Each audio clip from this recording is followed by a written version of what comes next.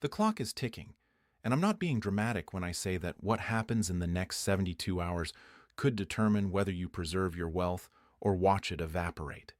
Because right now, at this very moment, there's a convergence of events happening in the gold and silver markets that we haven't seen in over 4 decades, and most people have no idea it's coming. Let me show you exactly what I'm talking about. On December 12th, just 5 days ago, the COMEX reported something that sent shockwaves through the precious metals community. Commercial short positions dropped by 18,000 contracts in a single week. Now, if you're not familiar with how this works, let me explain why this matters. Commercial traders, the big banks and institutions, they're the smart money. They hedge. They don't speculate. And when they start covering their short positions aggressively like this, it means one thing. They see a price explosion coming and they're getting out of the way of. But here's where it gets really interesting. At the exact same time this is happening, the Shanghai Gold Exchange reported physical withdrawals of 47 tons in one day. 47 tons. That's not normal market activity. That's panic buying. That's institutions scrambling to get their hands on actual metal before the price runs away from them. And when you see paper markets and physical markets both flashing the same signal simultaneously, you need to pay attention. Now, I want you to think about something for a moment. What do central banks know that you don't? Because while the mainstream media has been telling you the economy is fine, that inflation is under control, that everything is going back to normal, central banks have been doing something very different. They've been buying gold at a pace we haven't seen since 1967. Let that sink in. 1967. That was right before the entire Bretton Woods system collapsed and gold went from $35 an ounce to $850 in just over a decade. The People's Bank of China added another 23 tons in November. That's the 13th consecutive month of purchases. The National Bank of Poland bought 19 tons. Turkey added 15 tons. India bought 9 tons. And these aren't small countries making symbolic purchases. These are major economic powers systematically accumulating physical gold, while their official statements talk about dollar reserves and economic stability. They're saying one thing and doing the exact opposite. But let me tell you what really keeps me up at night. It's not just that central banks are buying. It's the velocity at which the physical market is separating from the paper market. See, for decades, the price of gold has been set in London and New York through paper contracts. Futures, options, ETFs. These are promises to deliver gold, not actual gold. And the system worked as long as everyone believed the promises. But something fundamental has changed. In October, the premium for physical gold in Shanghai hit $68 per ounce over the London spot price. $68. That's not a premium, that's a completely different market. It's like if you went to buy a car and the dealership in one city was charging $30,000 while the dealership across town was charging $38,000 for the exact same vehicle. That doesn't happen in efficient markets. That happens when there's a shortage in one location and abundance in another. And right now, the shortage is in physical metal. Here's what's actually happening on the ground. I've been talking to dealers, refiners, people who actually move physical metal around the world. And they're telling me delivery times that used to be 2 weeks are now 6 to 8 weeks. Premiums that used to be $50 over spot are now $150 to $200. And it's not because of production problems. The mines are running. The refiners are operating. The metal exists. But it's not moving. It's being held, accumulated, taken off the market by people who understand what's coming. Now, let me take you back to a moment in history that almost nobody remembers, but everyone should. August 15th, 1971. President Nixon goes on television on a Sunday night and announces that the United States will no longer convert dollars to gold. The gold window is closed. And the reason he had to do this, the reason he had to make this announcement on a Sunday night when markets were closed, was because foreign central banks had figured out what was happening. They knew the U.S. had printed more dollars than it had gold to back them, and they were showing up at the Treasury window demanding their gold. France sent a battleship, an actual battleship to New York Harbor to pick up their gold because they didn't trust that it would be delivered otherwise. That's not a conspiracy theory. That's documented history. And what happened next? Gold went from $35 an ounce to $850 by 1980. A 24-fold increase. Silver went from $1.50 to $50. And the people who saw it coming, who positioned themselves before the window closed, they preserved their wealth. Everyone else watched their purchasing power evaporate through inflation. Now, I'm not saying we're going to see a 24-fold increase from current levels, but I am saying that the same structural problems that existed in 1971 exist today, except they're exponentially worse. In 1971, the U.S. had printed too many dollars relative to its gold reserves. Today, we've printed more dollars in the last 4 years than in the entire previous history of the country combined. In 1971, U.S. debt was $398 billion. Today, it's $36 trillion. In 1971, foreign central banks were worried about dollar stability. Today, they're actively working to replace the dollar in international trade. The BRICS nations, Brazil, Russia, India, China, South Africa, they're not just talking about alternatives to the dollar anymore. They're implementing them. The M-Bridge project, a digital currency platform backed by the Bank for International Settlements, just completed its first live transactions. Real trade, real goods, settled in currencies other than dollars. Saudi Arabia, the country that has priced oil in dollars since 1974, just completed its first oil sale to China settled in yuan. These aren't theoretical developments. These are actual cracks in the foundation of the dollar system. And here's what most people don't understand about how this affects gold. The dollar's value isn't just about domestic inflation. It's about global demand for dollars. For the last 50 years, every country in the world needed dollars to buy oil, to settle international trade, to hold as reserves. That created artificial demand for dollars that kept the currency stronger than it otherwise would be. But as that demand decreases, as countries find alternatives, all those excess dollars that have been sitting in foreign central banks and sovereign wealth funds, they have to go somewhere. And historically, when confidence in fiat currency declines, that money flows into gold. Now, let me show you something that's happening right now in the derivatives market that should terrify anyone who understands how this works. The notional value of gold derivatives held by U.S. banks just hit $584 billion. That's billion with a B, and the vast majority of those are short positions, bets that gold will go down or stay flat. But here's the problem. Those banks only hold about $18 billion in actual physical gold, so they've sold promises to deliver 32 times more gold than they actually have. This works fine in normal markets. Most contracts get settled in cash. Nobody actually demands delivery, but we're not in a normal market anymore. In the last 6 months, delivery demands on COMEX gold contracts have increased by 340%. People aren't rolling their contracts forward. They're standing for delivery. They want the actual metal, and every ounce that gets delivered is one less ounce available to satisfy the next delivery demand. This is exactly what happened in the nickel market in March 2022. The London Metal Exchange had to halt trading and cancel billions of dollars in trades because there wasn't enough physical nickel to satisfy delivery demands. Prices had spiked from $25,000 a ton to $100,000 a ton in 48 hours, and the exchange, rather than let the market clear at the real price, just stopped the game, canceled trades, rewrote the rules, and the people who were right, who had positioned for the squeeze, they got nothing. Now, I'm not saying the COMEX is going to halt gold trading, but I am saying that when you have this kind of imbalance between paper promises and physical metal, something has to give. Either the price adjusts dramatically higher to ration the available supply, or the market structure breaks. And if you're holding paper gold, ETFs, futures contracts, unallocated accounts, you need to understand that you're exposed to that structural risk. Let me tell you about something that happened in 2011 that almost nobody talks about.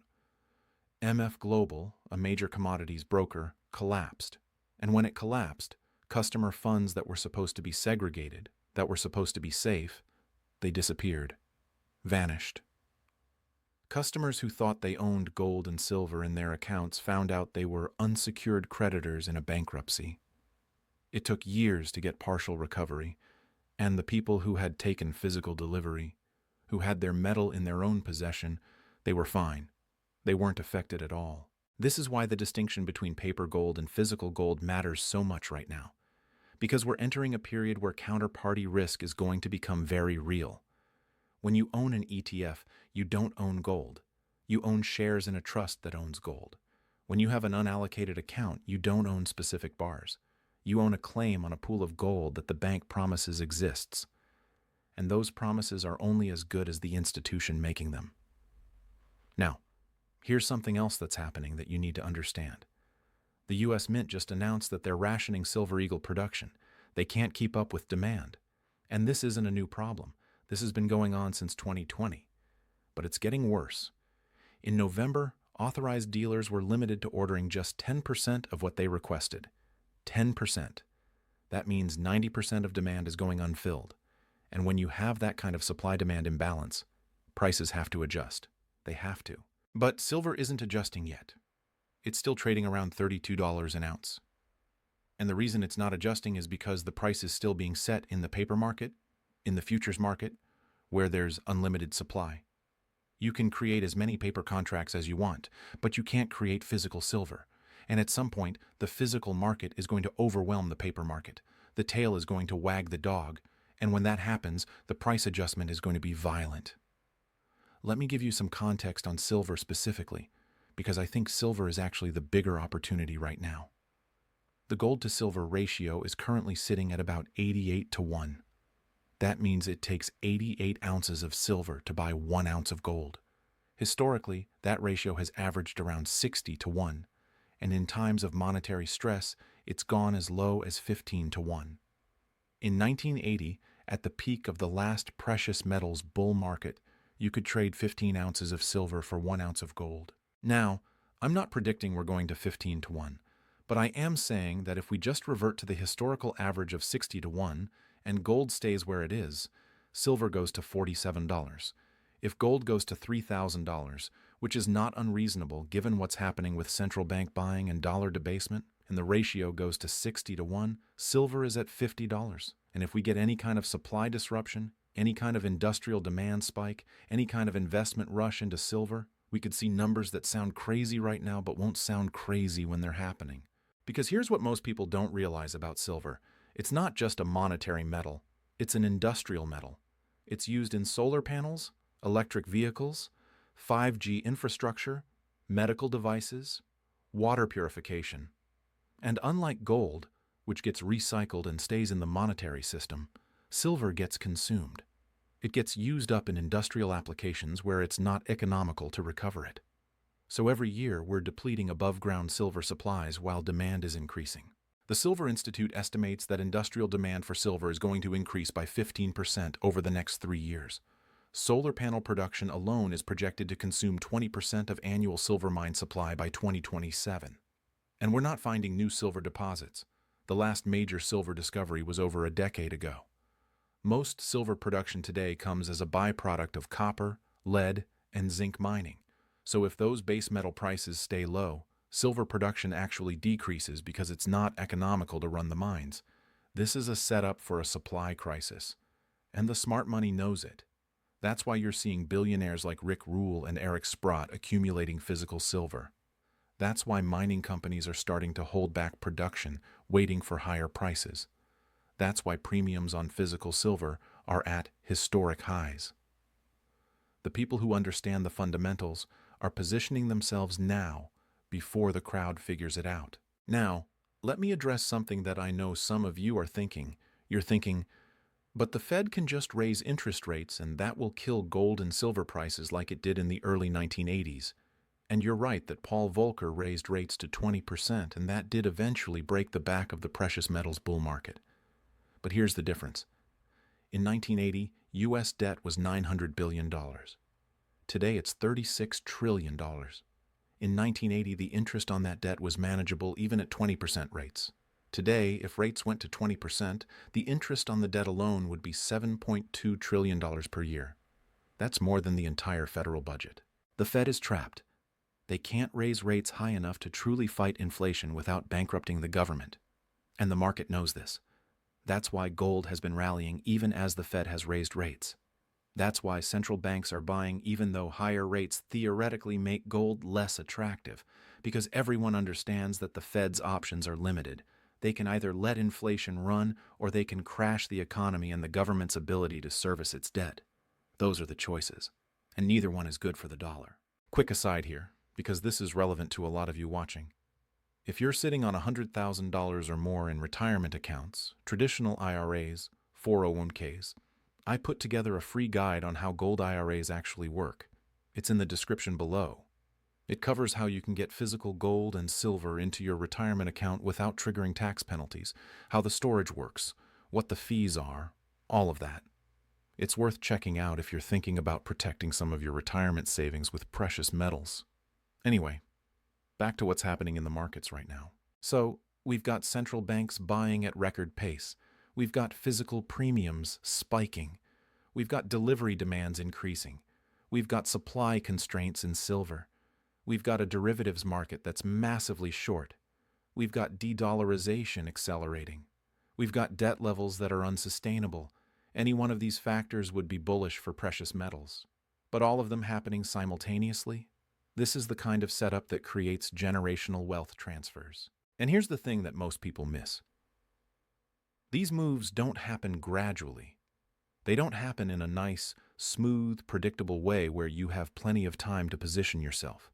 They happen in bursts, in explosions, in moments where the market suddenly reprices everything, and if you're not already positioned, you miss it.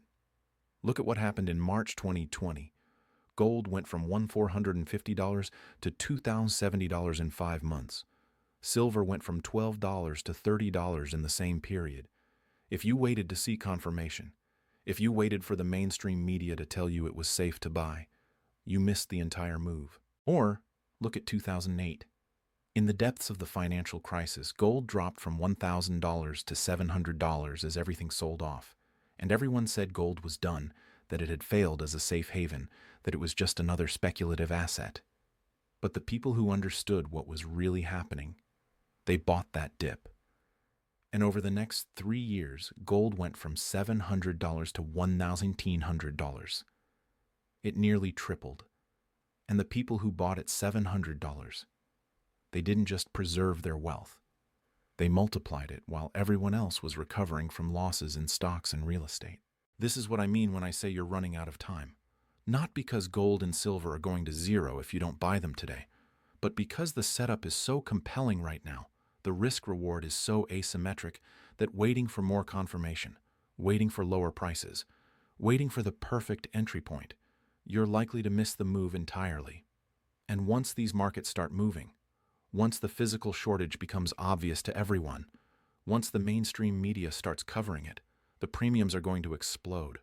You won't be able to buy it anywhere near current prices. I'm already seeing this in the dealer market. Premiums on Silver Eagles are $7 to $8 over spot. That's double what they were a year ago. Delivery times on larger bars are extending. Some products are just unavailable. And this is before any kind of panic buying, before any kind of mainstream awareness. This is just the early positioning by people who follow these markets closely. Imagine what happens when the general public starts trying to buy. Now, let me talk about something that doesn't get discussed enough, and that's the geopolitical dimension of what's happening. Because this isn't just about economics and monetary policy.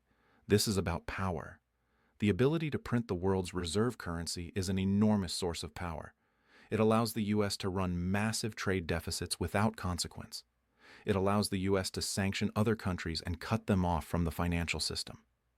It allows the U.S. to fund military operations and social programs without the normal constraints that other countries face. But that power is eroding.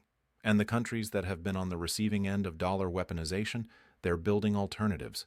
Russia and China have been settling bilateral trade in their own currencies since 2014. The UAE just announced they're accepting yuan for oil sales. Brazil and Argentina are discussing a common currency. The BRICS nations are working on a commodity-backed trade settlement system. These aren't hypothetical proposals. These are actual initiatives with actual infrastructure being built.